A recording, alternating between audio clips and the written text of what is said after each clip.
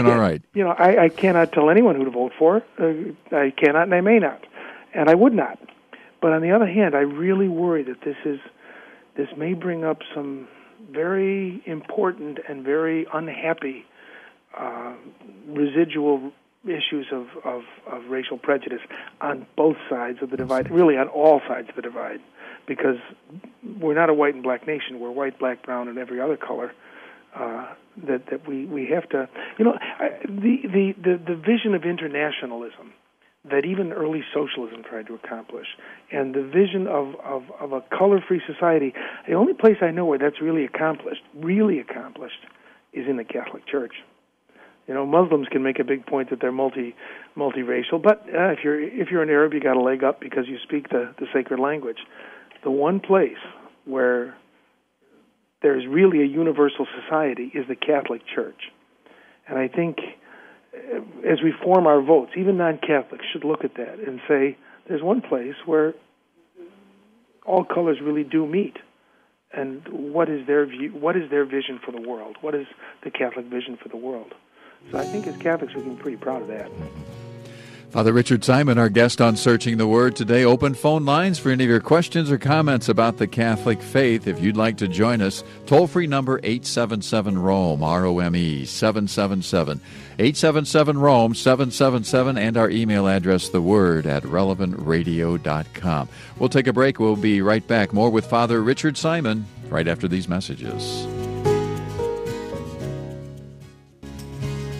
And welcome back, everyone. Thank you for joining us on Searching the Word today. If you're just tuning in, it's open phone lines today for any of your questions or comments. Father Richard Simon, our guest on the program. Father Rich, a regular contributor here on Searching the Word, pastor of St. Lambert's Parish in the Archdiocese of Chicago. If you have any questions or comments about the faith, would like to join us, again, here's your toll-free phone number, 877-ROME, R-O-M-E, 777, and our email address, theword@relevantradio.com.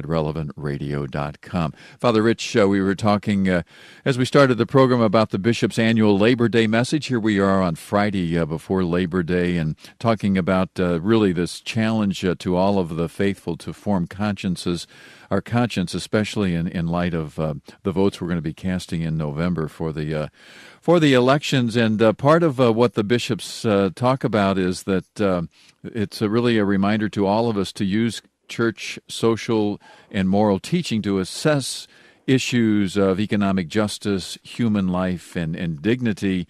And part of what the bishops say is every day we are pro-life, every day we are champions of human dignity. Our voices and our votes should shape society by bringing these inalienable truths into every particular proposal and program, every particular candidate's projects and plans. Again, that from the bishops. But, when we talk about, and we hear those kinds of challenges, those kinds of that call to all of us, it really, isn't it about we Catholics living our life, living a Catholic way of life? Well, Labor Day, I should tell people there'll be a short quiz at the end of the program, but I think people don't ever think about what Labor Day is. It's a day off. I mean, you get a day off, and it means the end of summer. And you're not supposed to wear white after Labor Day, are you? Or is that, I don't know. Before Memorial Day, after Labor Day, you don't wear white pants or straw hats, or you don't drink gin and tonic. I don't know. But the Labor Day was a very important moment. People don't understand the turmoil that happened in the world from about 1840 to about, when did the Berlin Wall come down?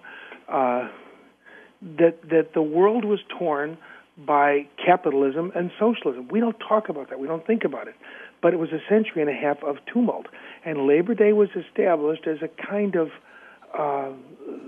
throw the workers a bone kind of thing. That Labor Day was a concession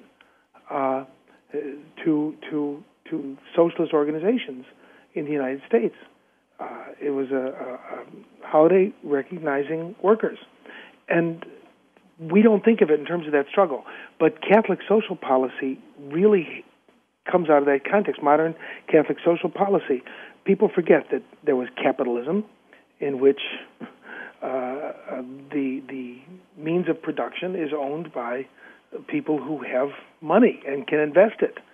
And socialism, especially Marxism, which is a kind of socialism, believed that the means of production should be owned by the society in general. That's a real simplistic view. A Catholic is neither a capitalist nor a socialist. A Catholic, according to Leo XIII, the Pope who wrote Rerum Novarum, and I would really, if anybody's really interested in this topic of Catholic social values, which I think we should be, read Rerum Novarum. The Catholic is a distributist. In other words, it is a good thing that the most possible people own their own property. That means that it is the more moral thing, instead of going to the big box store, to go to the mom and pop hardware store if you can, that we support the ownership of property by individuals. And the real heart of that doctrine, I know it's a little obscure, real exciting stuff, but it really is. The heart of the idea is that the person is the object of society, or is the subject rather. The person is the purpose for society, not the other way around. Marxism, socialism, believes the individual exists for the well-being of society. The Catholic believes no, society exists for the well-being of the person because God loves the human person. And that's, I think you can't boil Catholic social teaching down to anything more concrete than that. The society exists for the well-being of the human person. So when people say, well, how can you have so many kids? Think of the whole society, the Catholic teaching on birth control. I said to somebody, and that really stopped them in their tracks, that children don't cause pollution, machines cause pollution. I was reading an article the other day that said we got to have less children because of the situation, the pollution situation in the world, the ecological situation. And then the article went on to say that all of sub-Saharan Africa does not create as much pollution as Texas. So the birth of a child in Texas is even worse than one in sub-Saharan Africa. That's the point, that sub-Saharan Africa is not causing pollution. Texas is, and so are the large urban areas of America. Children don't cause ecological degradation. Machines do. And traditional societies are not as mechanized as we are. And we don't need to be as mechanized as we are. We don't need to drive a Hummer. We need to think very locally about those things and understand that the society exists for the purpose of human beings. There are lots of people who have abortions who would say they don't want to burden the world with another person. Wait a minute. You're thinking of the common good over the personal good. Not my personal good, but the personal good of that child. So we are aimed at the human person, the betterment of the life of the human person, not necessarily the society, not even necessarily the planet, though the society and the planet are very much part of the personal good. It's a simple idea and a beautiful idea that God loves people, and so should we. That's, if you ask me to sum up Catholic social teaching in a nutshell, that's it. God loves the human person, and thus so should we. And so should we. Father Richard Simon, our guest on Searching the Word today. We're going to head to our next break.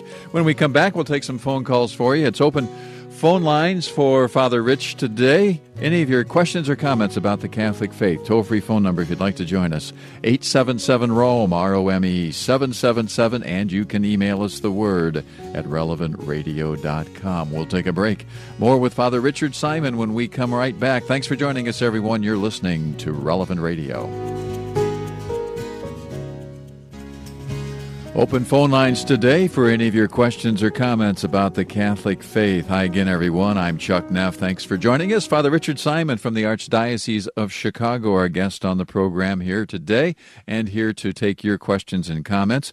If you'd like to join us, 877-ROME, R-O-M-E, 777 is our toll-free phone number, and you can email us the word at relevantradio.com. Father Rich, let's take a phone call for you. Jim, who's listening in Harvard, Illinois. Well, it looks like we just lost Jim. So maybe, Jim, if I don't know if we lost you or you lost us, but just invite you to call back in, and we'll see if we can get Jim back on the line with us. We did have a caller, Father Rich, call in and could not stay on the line, but it was a question about fasting, and are we still required, or what does the Church say about fasting on Fridays from meat? Sure. Well, that's easy. That's canon law, good old canon law. Just have people take their canon law books off their shelves. Actually, it's not that expensive. It might be worth investing in a canon law book.